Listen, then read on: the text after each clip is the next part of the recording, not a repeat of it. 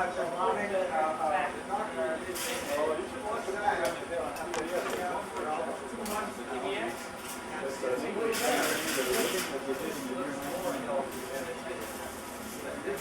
I've seen that.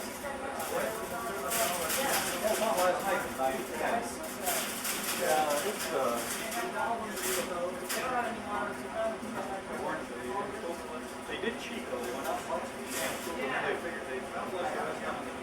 They didn't even know a lot of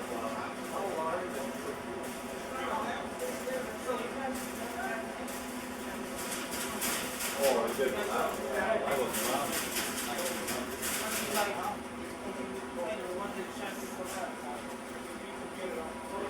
Oh yeah, well, that's what I said. Yeah, I got one. Well, they've got to pretty well tight. So you didn't wash your hair with yeah, you bagged it there. Hell, when I first saw this thing. Wow. So that's why there's less of it. So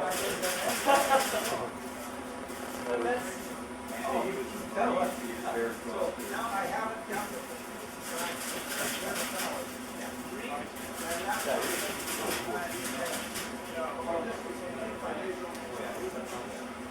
Then I'll start eating all that.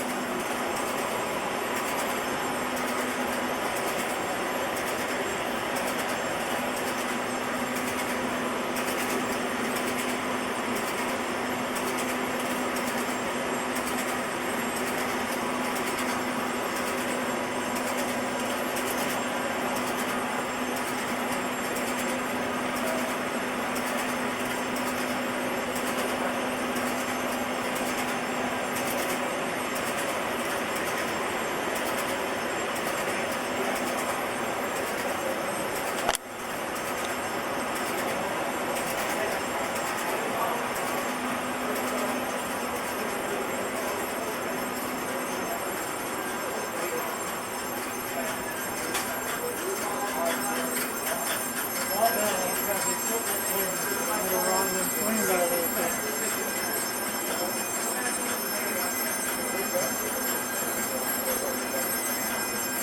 The rest of this is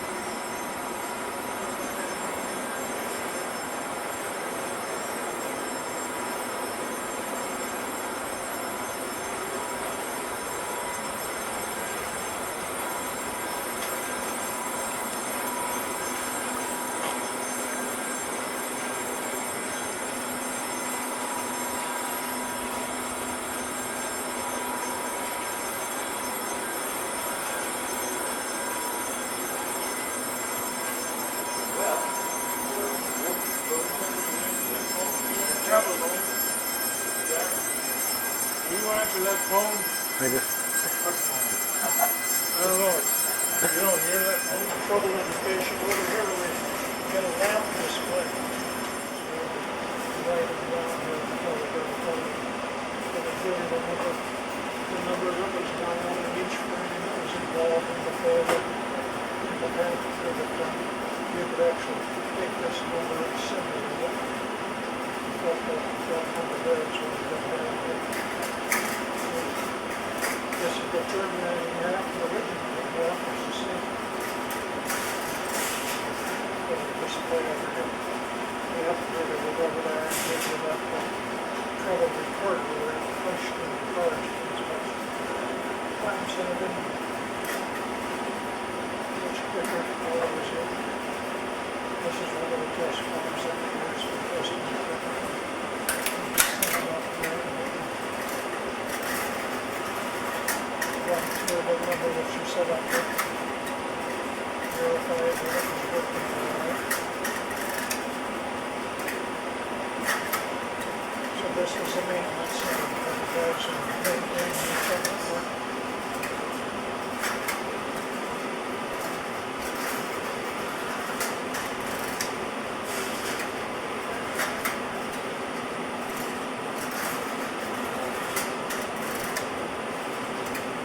Walk you through it if you're interested. You must actually see the frames in the back work. Okay.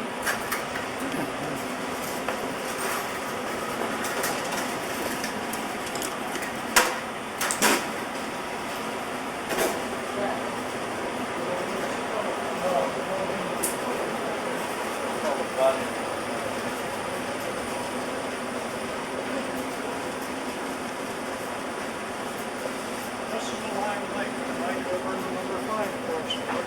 Each one of these corresponds to a subscriber. So if I plug in one and throw the switch, just like a subscriber, they go from here through it over here, up through that switch over to a set or an identifier. And we can walk over here and I'll show you where that goes.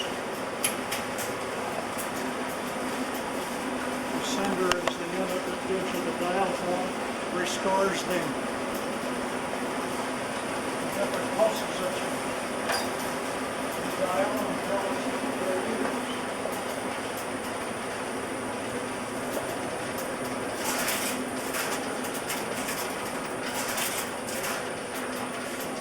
Now if I dial 8, right there you'll see it. There's 7 and 1, that makes 8. That's the first digit. That's the A digit of your office. Now if I go up here to this next one,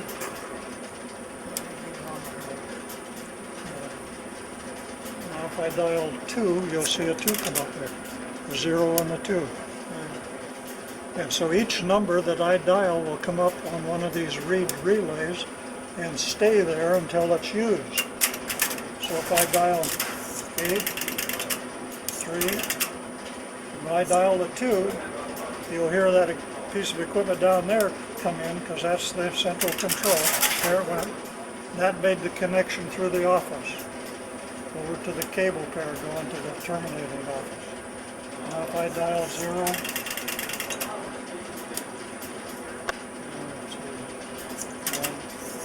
0, 3, now those numbers are all set up on there. Now you'll hear it outpulse. It goes pulsing those numbers to the terminating half, the terminating marker, which is over here, which is the central control for the terminating half, made the connection to the terminating half of the office and running the phone. You've probably heard of that.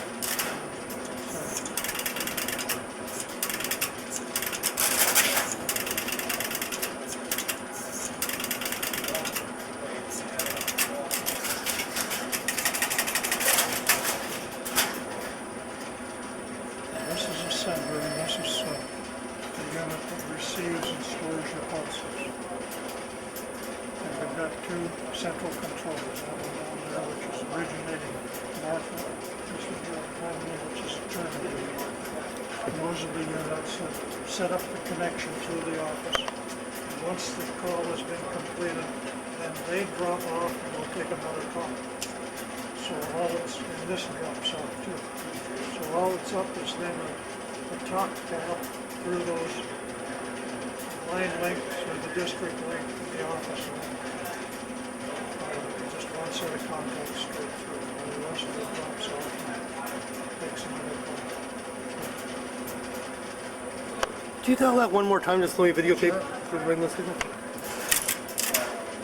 You want to trade places with me? No.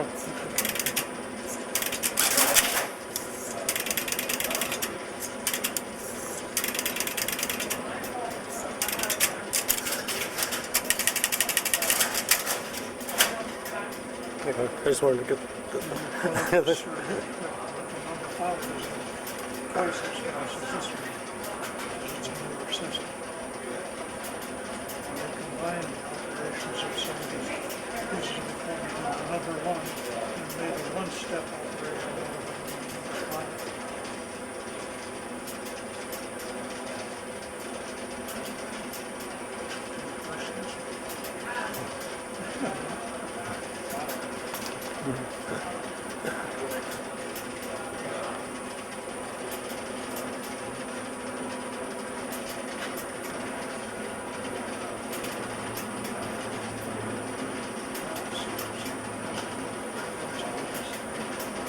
Like I told you before, it's far more interesting sites.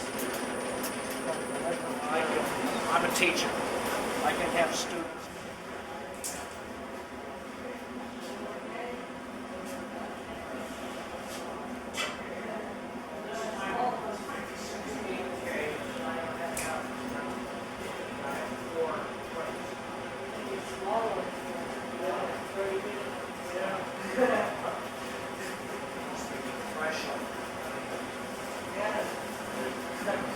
Fresh and more than physical. Would you like to talk about this? Well, all of this equipment is power. These are just examples of some of the switches that we use on the power line. This is a ringing machine. That's where we have most of the phones.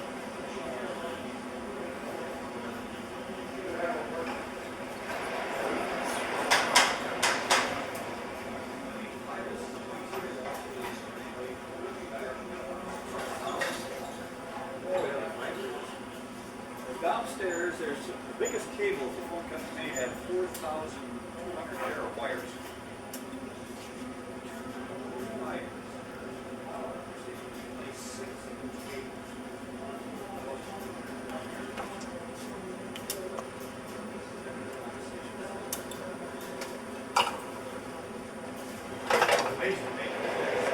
They're switching on these.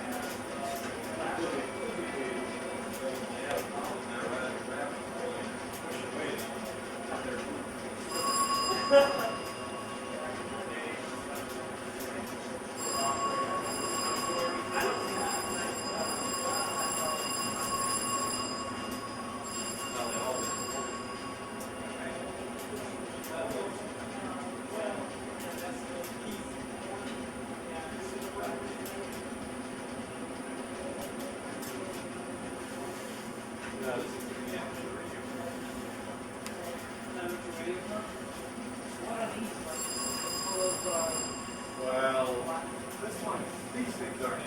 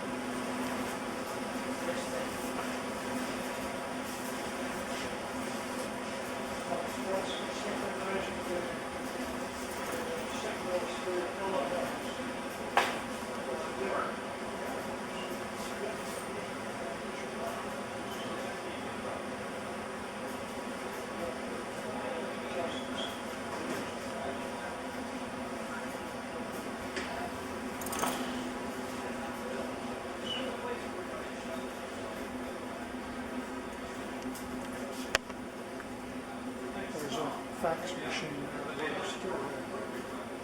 The old fax back in the 1950s. Yeah, can't have that. I've seen that before. It's kind of neat. Well, this is for adjusting the Right. sequence of your signals for operating your teletype. But can you get it to work right now, or not? You can see it. There's a neon bulb to get a strobe effect. It's the old Baudot code, 5 unit. You had a stop pulse, then a start pulse that released the cam and the printer, and then this one's got current flowing on the second and fourth of the 5 unit code. It'd be the letter R. You can make that longer or shorter by about 25%, and the printer still should be printing the letter R. Also, you can put it over and it'll send a quick round Fox jumps over a lazy dog's back, which is generated by that machine down.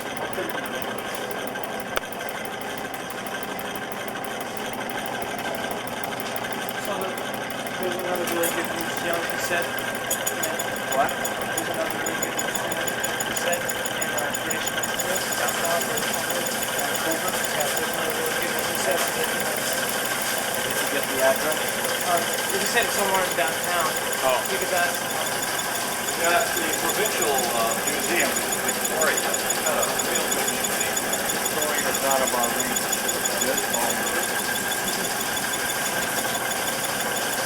And on this thing, again, the distributor plate looks just about like you're looking at here. These machines are a synchronous device. They stop on each character on the stop pulse. what does this have to do with this?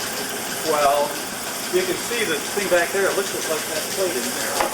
Again, that's got a stop pulse, a start pulse, and 5 information pulse. So a cam here going around with the 5.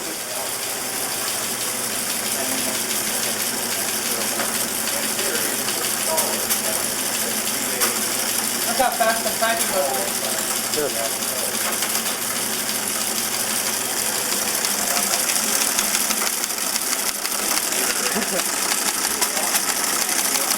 Wait a second. It's typing that by itself. Look, no hands. Wow, it's a ghost.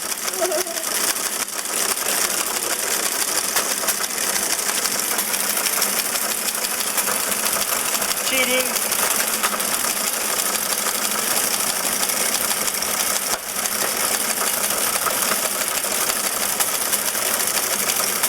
It's just clicking. Now that's modern already. Well, that's where some copy's going to come out over here on one of the teletypes. That's the only modern thing I've seen so far. Yeah, I've got teletype on audio tapes that play through a modem. And it makes the telegraph run or this one printer that's running over there now. Telegraph?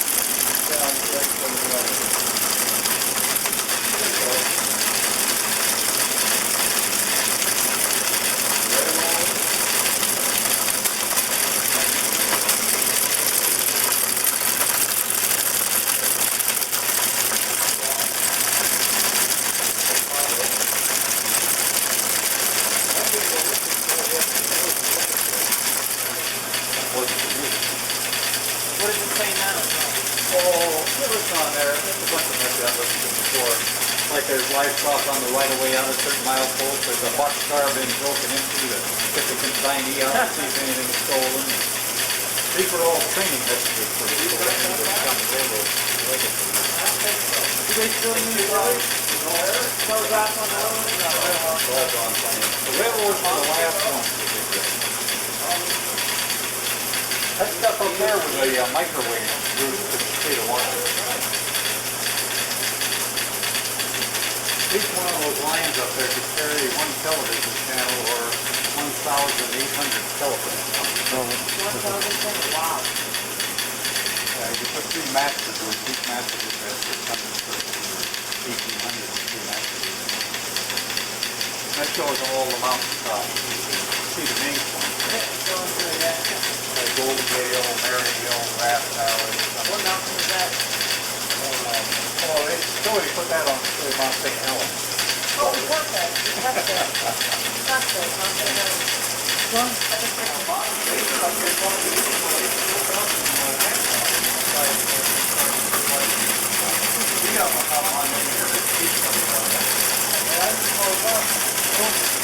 I think to be living up around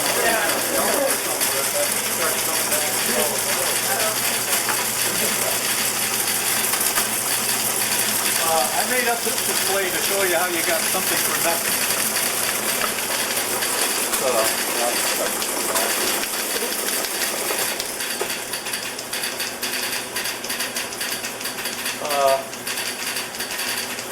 Say 30 miles from Seattle to Tacoma, it takes 5 tons of copper wire, 30 miles. They came up with what they call the phantom circuit. Now, say if I send a tone here on side 1, you can hear I'm sending through this repeat coil down to Tacoma coming out of that jack. So there's a tone. Now I can go over to side 2. I'm listening on this one, so I have to send on there. So now I'm sending through this coil down there.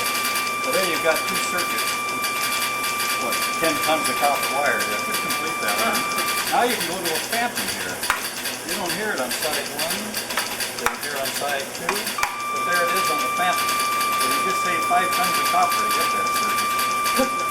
What they do here on the repeat coil on a circuit is an AC signal. So one side of the wire is negative, one is positive at any given instant, whatever frequency you're sending. But when you go to the phantom, you're sending through this coil, and it goes to the center tap. So the phantom, both of these are negative at the same time, or both of them are positive. So being the same polarity, you don't hear that phantom circuit on the side circuit. Anything on the other one. So here you've got, and actually it's a better circuit because it only has half the resistance. You've got 2 wires on the phantom.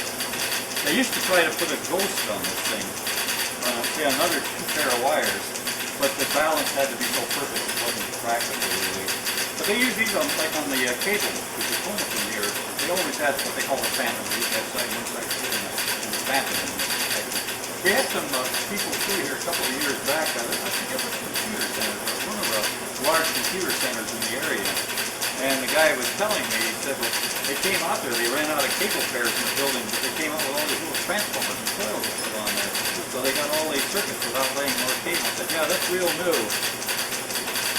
1902 between Lewiston, Maine and Boone, New Hampshire was the first one put in. I said, you hadn't invented anything new.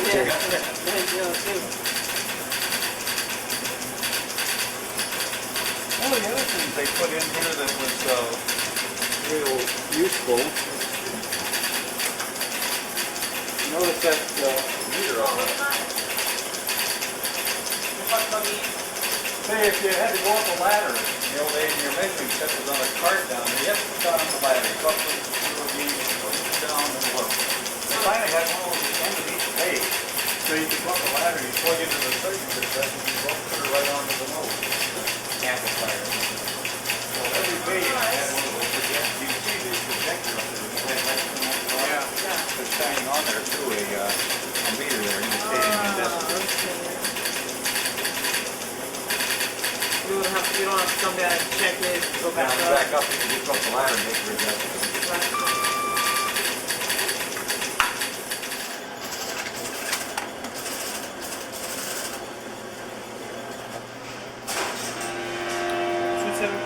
275-8901.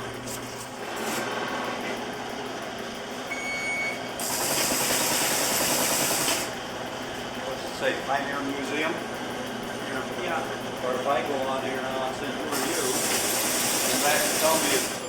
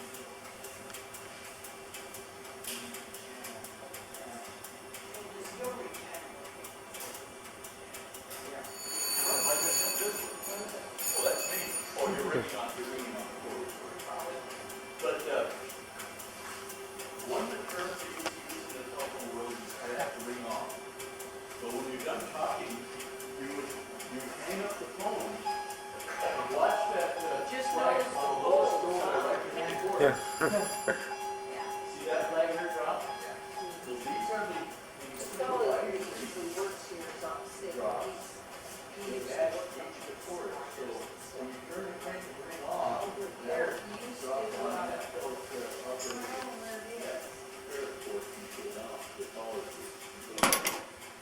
so this means it's not. So once they're on the lower row, each match fees, so like if we're using this set of numbers, this one here. If that was,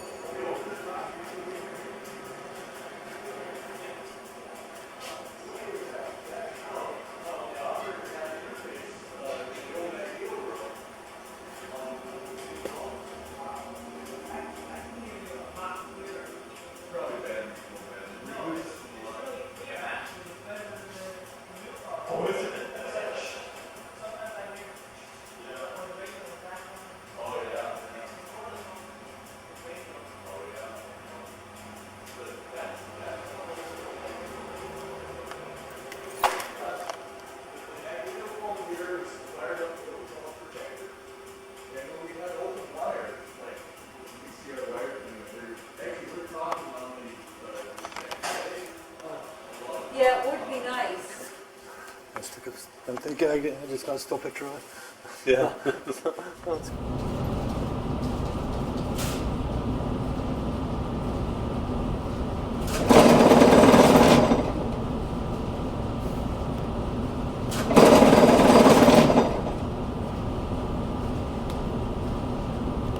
That actually run the voltage, and you can see up here we've got the meter that shows. Is this actually working? Yeah, all the office is on this, but this meter is showing we're at 51 volts or so on the 50 scale. Well, the normal office, we run on 48 volts, so our charge of the battery is at about 51.4. So we have a power failure. The generator quits generating, the rectifier quits charging our batteries. Immediately the batteries take a dive, and that then signals by using these two relays, and these are high-low relays. It's set, I think, at 47.25 volts. That'll operate this switch that says raise the voltage. So we're in the middle right now. Let me bring it back up. That would be the normal position where we have our normal battery string. Our battery string for 48 volts, we string together 23 cells that are actually 2.17 volts per cell. So you add them all together, that's 48. Well, if you have a failure, the battery starts draining off, so we have emergency cells.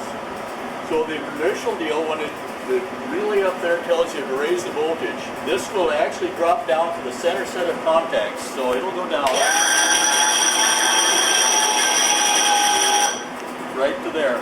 That cuts in 2 additional cells, so it brings that 47 volts up by 2.34 volts, or back up into the 48 volt operational area. So if this, let's say, if we do lose electricity, automatically the generators will. The batteries will take over, but in the electromechanical world, we would have to manually start the diesel generator. In the electronic world, well, it would be down in the power room. We don't have anything like that in the museum. But But once we're back down, now we've added 2 more cells, or 2.34 volts. Once we've used that, we have to add again some more, so it will drop down to the bottom set of contacts, and that does a little switching. That puts in series parallel 4 cells, so you add probably another 2.34 volts, but by changing the actual configuration of how they're cabled into the string, you add more amperage capacity to that same string of batteries.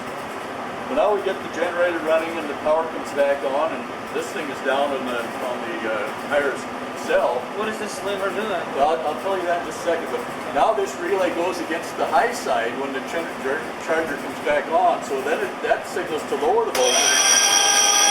This thing will wipe back out to normal, and now the rectifiers are charging the batteries again in their normal situation. Your battery comes back to life. This switch, we've had many failures where we've used the emergency cells and never recharged them.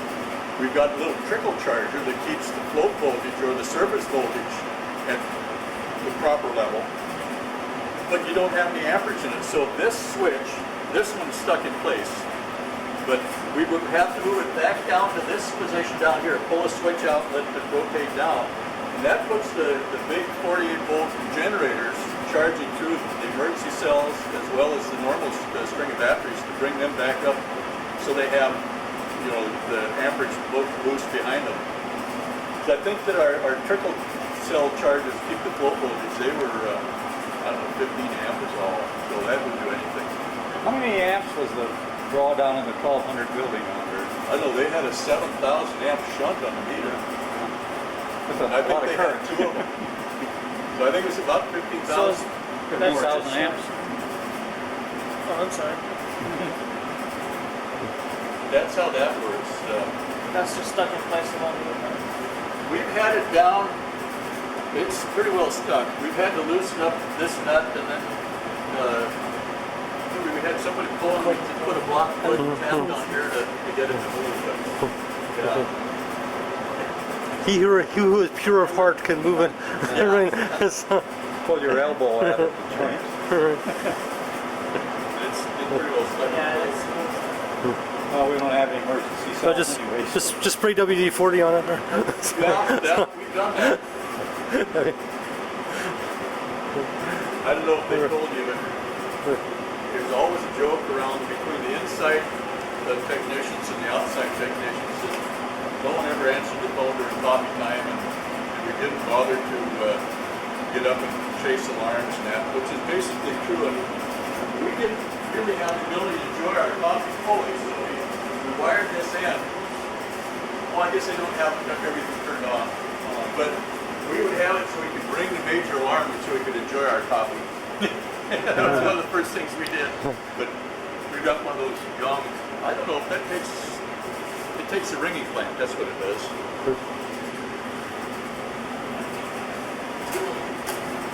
Okay. Turn it back on.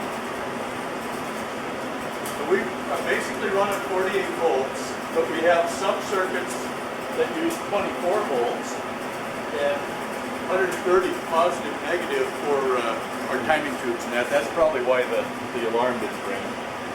Now it should. Well, it's got to be the number 1 interrupter frame too that I need to turn on.